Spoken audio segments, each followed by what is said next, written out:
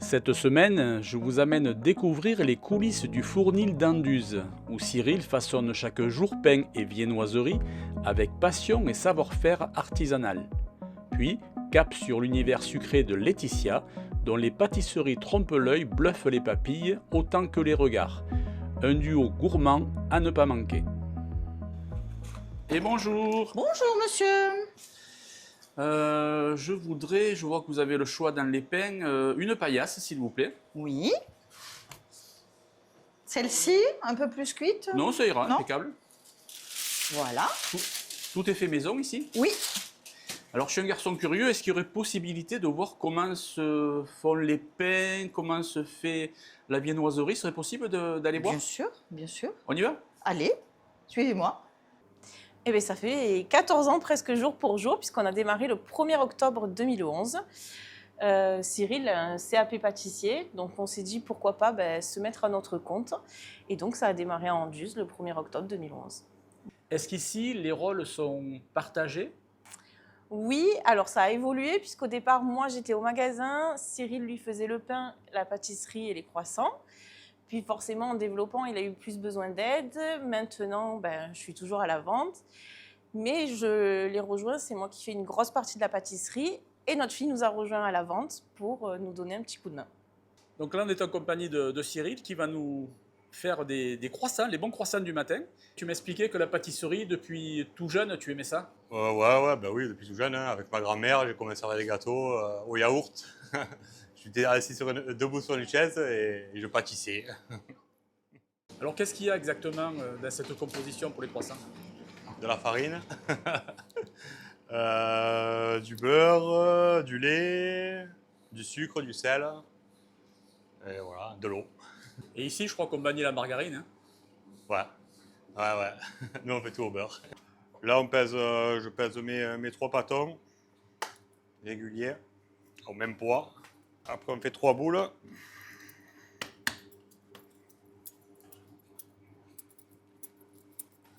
Là, maintenant, on va les passer au laminoir pour les étaler à peu près dans la grandeur de la grille et les mettre au frigo. Et là, avec une boule, tu fais combien de croissants à peu près? Une quarantaine.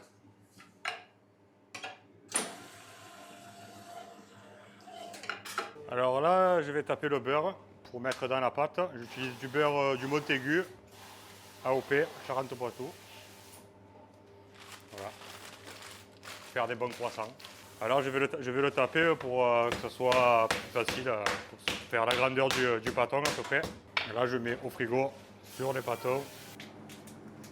Voilà. Alors là, ma pâte est bien froide, donc on va l'étourer. Là maintenant, je vais mettre le beurre dans la pâte pour faire du feuilleté. L'étourer, ça s'appelle. Donc on appelle pâte feuilletée, mais... Pâte feuilletée levée, parce qu'il y a la levure dedans pour les croissants. Hop. On met le beurre.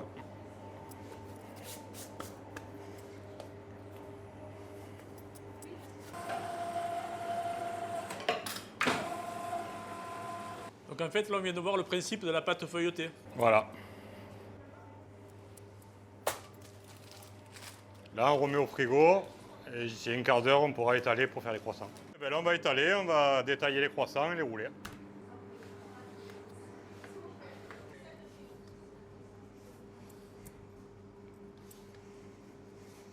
J'en mets 15 par plaque.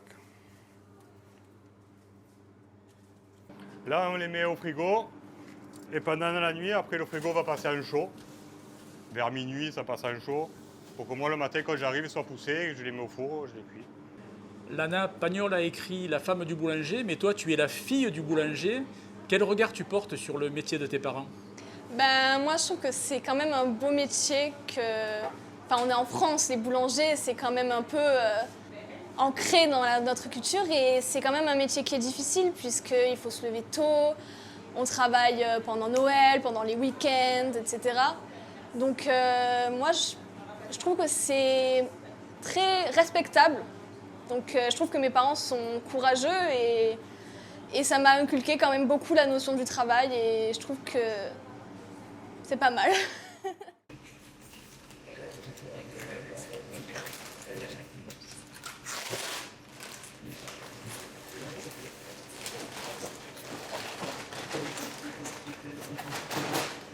Le pain, c'est pas compliqué. Il faut de la farine, de l'eau, du sel et de la levure.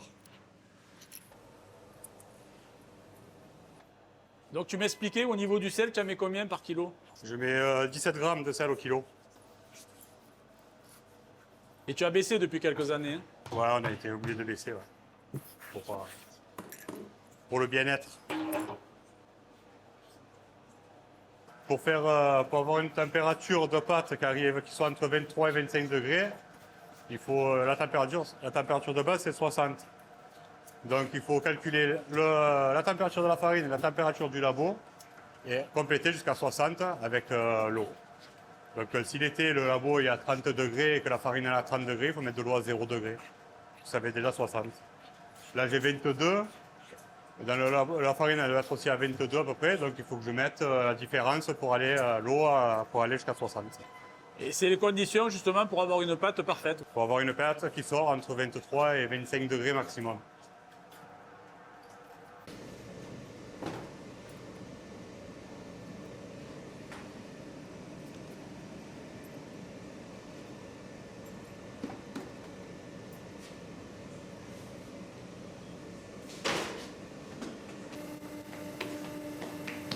Alors ça c'est la diviseuse, c'est pour faire des morceaux, pour diviser, on divise en 20.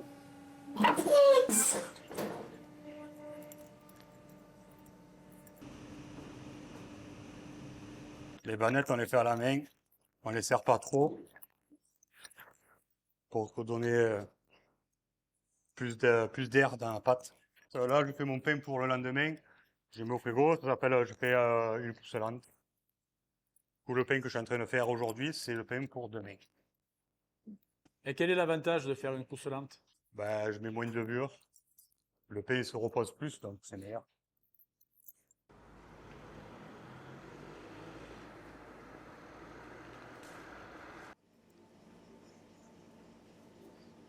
Donc là, on se retrouve le lendemain matin, 5 heures. Qu'est-ce que tu fais là?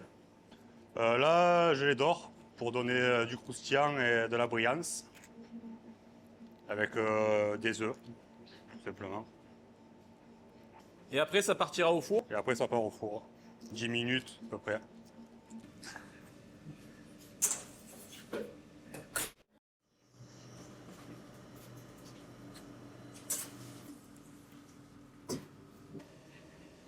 Donc là, ce sont les pains que tu as préparés hier qui ont poussé la nuit? C'est ça.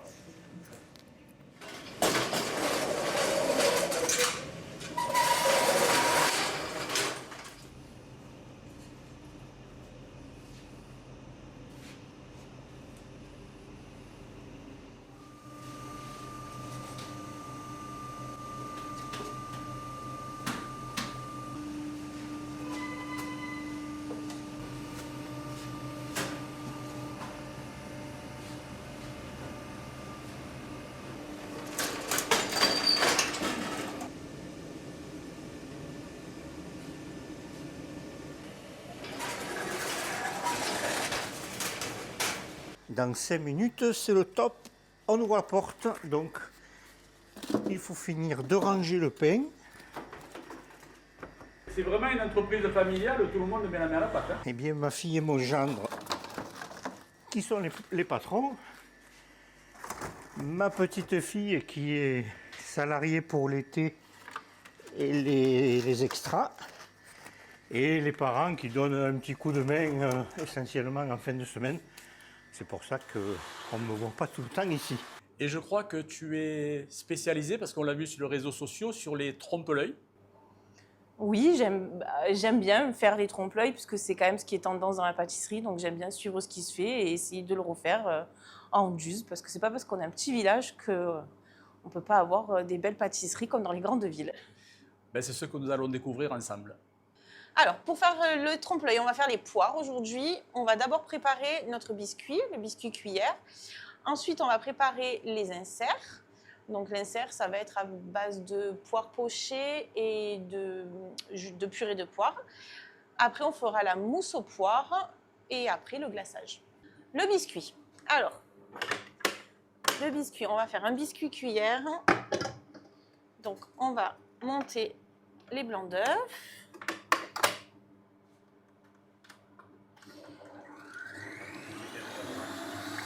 Voilà. Là, j'ai mes jaunes, donc je vais les blanchir avec la moitié de mon sucre.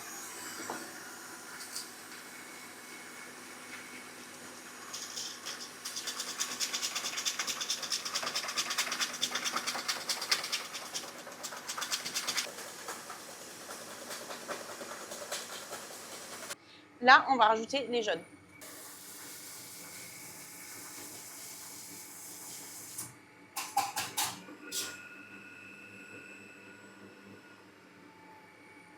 Alors, tout se passe bien, il ne faut pas que ça retombe en fait. Hop, je les mets tout doucement. Voilà. C'est juste que tout soit bien mélangé, mais que le mélange soit bien mousseux et reste bien monté. Là, on va l'arrêter. Là, je préchauffe le four à 180. Donc là, on va finir le biscuit. Je vais rajouter ma farine. Et là, par contre, il faut le faire vraiment doucement à la maryse pour ne pas faire retomber mon biscuit.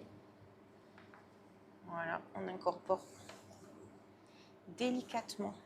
Et bien là, on va l'étaler sur notre plaque et on va la cuire. Donc c'est assez rapide. Et c'est super bon le biscuit cuillère. C'est le biscuit qu'on se sert par exemple pour faire les tiramisu. Donc ça, même à la maison, c'est assez rapide à faire. Et c'est tellement bon.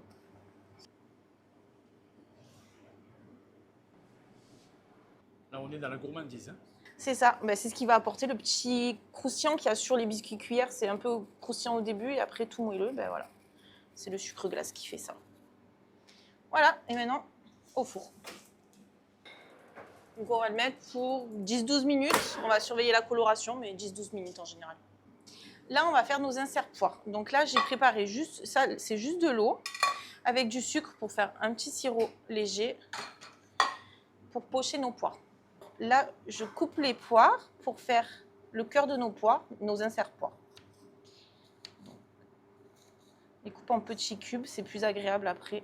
Est-ce que tu as suivi des stages pour te perfectionner dans un domaine ou dans un autre? Alors, pas là pour les trompe-l'œil. Ben là, récemment, la semaine dernière, j'étais sur Aix-en-Provence pour faire un stage pour les bûches de Noël. Mais sinon, oui, dès qu'il y a des stages ou des petites formations, si j'ai le temps, j'essaye d'y aller. J'ajoute les poires dans le sirop pour les pocher. Alors en parallèle, je vais préparer mon confit de poires. Donc là, j'ai de la purée de poires fraîche. Là, je vais avoir du jus de citron. Ça, c'est de la pâte de vanille. Et là, c'est un tout petit peu de sucre dans lequel j'ai ajouté de la pectine. Parce que la pectine, si on la met directement, ça se mélange moins bien. Donc je mélange ma pectine dans mon sucre. Et ça sera plus facile. Donc, on va mettre la poire à chauffer.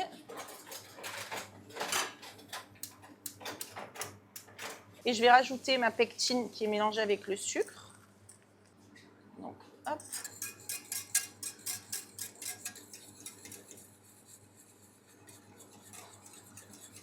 Voilà.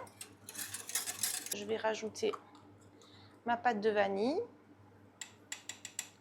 Donc j'utilise la pâte de vanille parce que c'est plus facile que la gousse. En fait, c'est du glucose dans lequel est mixée la vanille. Hop. Alors, je rajoute, ça c'est mon ingrédient secret, je rajoute un petit peu de fèves de tonka.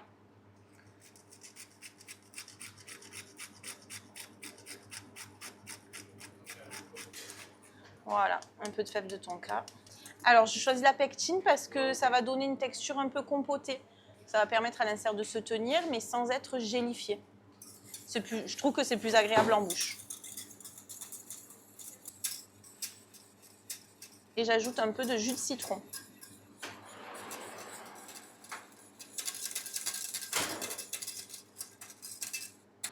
Voilà. Donc les poires, c'est bon. Parce que je veux qu'elles soient pochées, mais je veux qu'elles restent encore un peu fermes quand même. Donc, je les égoutte et là, je vais les rajouter là dans mon coulis de poire. Hop. En fait, ça donne un peu de texture, un peu de mâche. Voilà, donc là, notre insert est fini et on va aller le mettre dans les moules.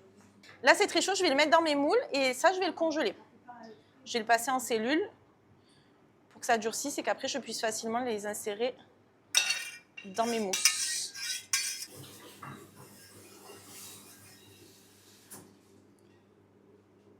Sinon, là, on est sur les poires, mais qu'est-ce que tu as fait encore comme trompe-l'œil? Qu'est-ce que j'ai fait? Là, j'ai fait la gousse de vanille, la framboise, le citron, la pomme, la cacahuète, le café. Et là, ce dimanche, on fait la châtaigne, puisque c'est la fête de la châtaigne. Et après, il y en a des nouveaux, normalement, qui vont arriver. Donc ça, on le met en cellule maintenant. Et voilà. Alors là, on va préparer la mousse poire. Donc, comme tout à l'heure, j'ai de la purée de poire, un peu de sucre, de la crème. Alors, la crème 35%, très important. Sinon, elle ne monte pas bien. Là, j'ai mis à réhydrater ma gélatine. On utilise toujours de la gélatine de bœuf, nous. Et j'ai encore de la vanille. Donc, je vais mettre une partie de ma poire à chauffer.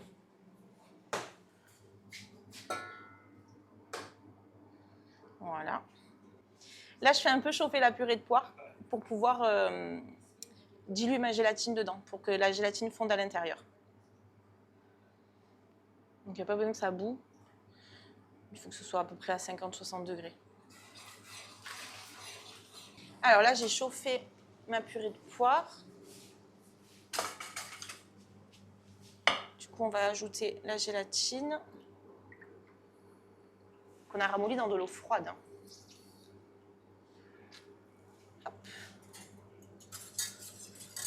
Voilà, elle a fondu dans notre poire. Je vais rajouter ma vanille. La vanille est beaucoup présente, on dirait, dans tes préparations. Poire vanille. Là c'est vraiment poire vanille et fève tonka. Donc Pour qu'il y ait le goût, il faut qu'il y en ait, quoi. voilà, il faut que ça ait du goût.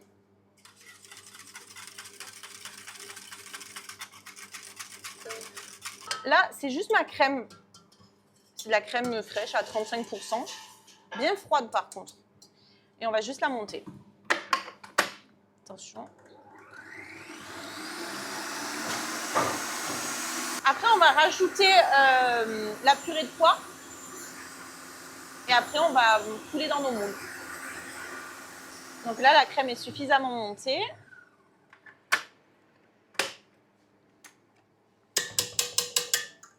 Donc là, on reprend notre purée de poire. Et on ajoute la crème, c'est ce qui va faire notre mousse. Donc là, on a fini notre mousse et on va la mettre dans les moules. Donc je prends une poche à douille pour le faire plus proprement. Maintenant, on poche ça dans nos moules. Voilà. Donc je ne remplis pas. Hein.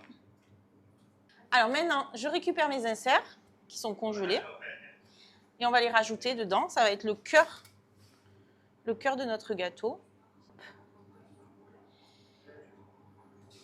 Après, ça va repartir, oui, en cellule de refroidissement. Il faut que ça soit congelé pour qu'on puisse démouler et après faire la coque en chocolat. Alors maintenant, on a récupéré notre biscuit cuillère. J'ai pris un emporte-pièce pour détailler et pour rajouter un petit bout de biscuit dans chaque insert.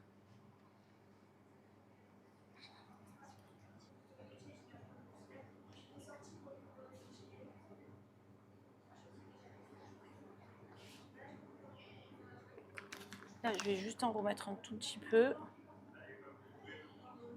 pour bien finir.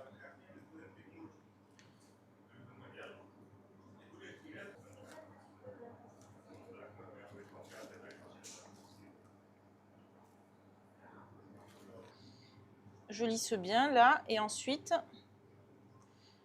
je vais mettre en cellule de surgélation.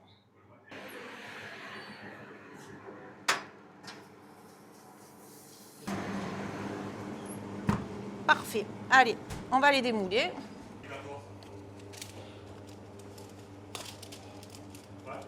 Donc là, quelle va être l'opération après le démoulage? Alors après, on va les enrober de chocolat blanc dans lequel je rajoute du beurre de cacao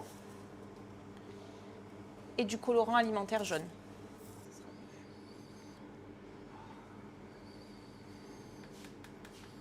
Là, je vais mettre, c'est un petit spray de velours. Donc c'est pareil, c'est du beurre de cacao avec du chocolat et du colorant alimentaire brun. C'est pour faire mes petits points. Voilà. Là, en fait, vous voyez, je mets juste un petit coup de chalumeau. Voilà, pas trop fort. Juste pour bien fondre, en fait, les petits points marrons avec le chocolat. C'est juste pour la finition. Voilà, hop, ça fait plus naturel de suite. Alors là, en fait, j'ai fait un petit cornet dans lequel j'ai mis du caramel. C'est juste pour fixer, mais au moins avec du caramel, bah, c'est bon. Donc là, j'ai fait des petits sablés.